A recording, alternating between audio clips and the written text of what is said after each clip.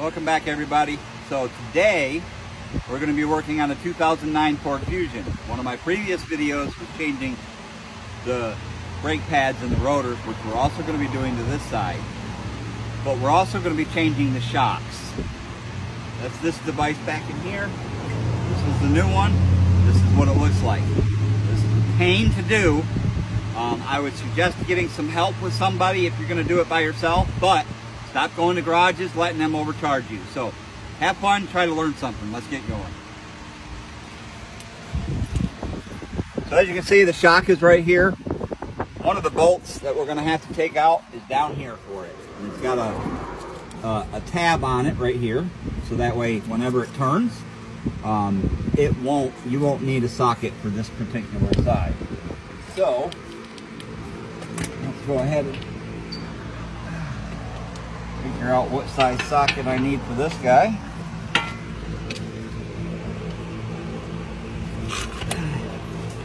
This taken out.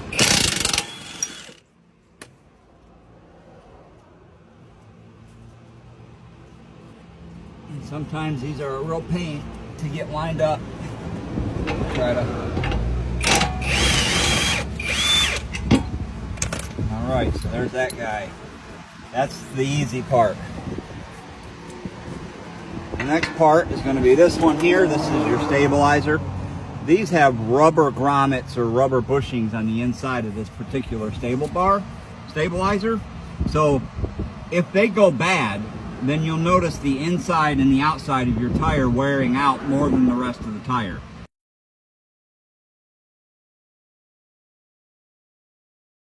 Because this allows it to go in and out, and you'll see when I take this bolt out.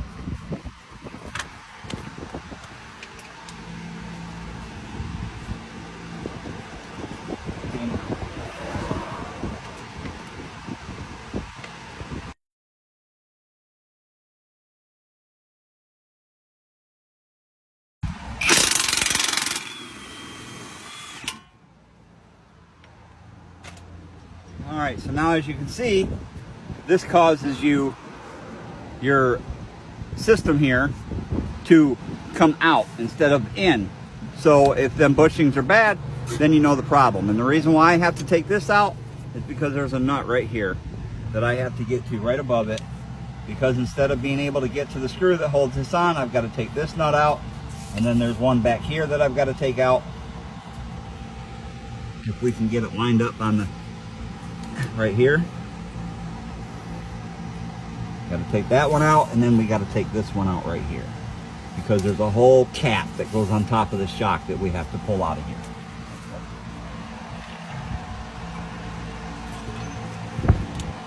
And you don't have a lot of room to work, and that's one of the worst problems.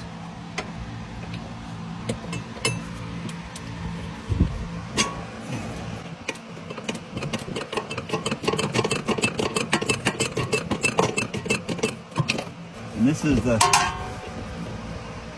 main one that's difficult. The other ones you can get from below, that's still tight. I can't get a socket to go up through here to get to that. So we're going to go ahead and just keep baby stepping this one out.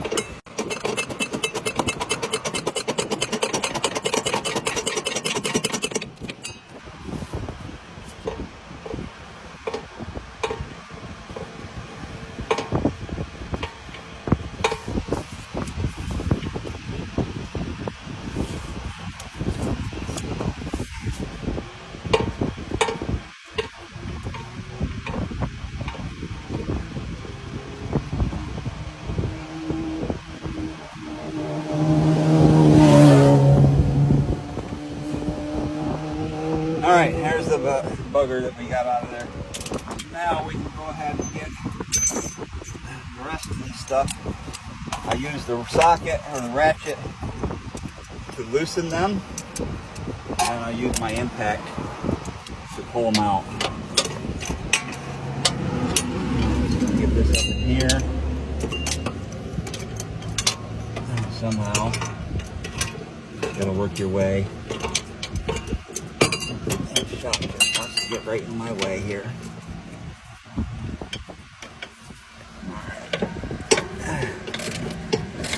start loosening that. And then we'll come up underneath here. And loosen that.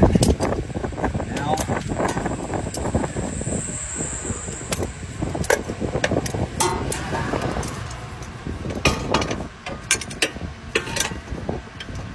a little bit of speed going here.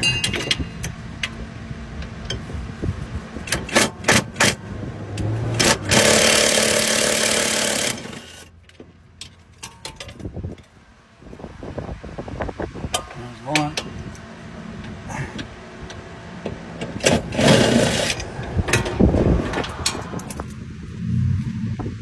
Two. There, all three of them's out now. Now we can pull this down. It'll work it like so.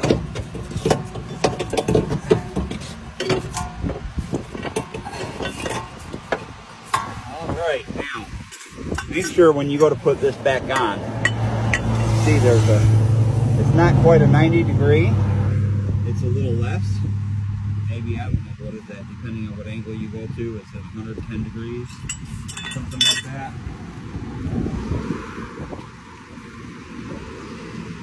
Let's check and see what size. Yeah, there's that.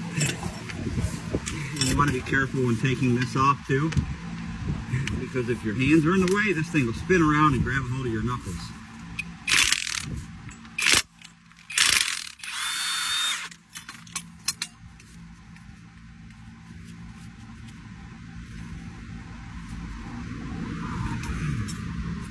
That's nice and tight on there.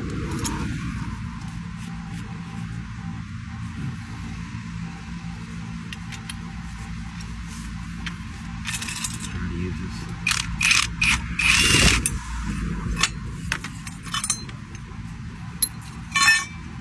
Make sure the bevel part is on the top where you see where you're attaching this.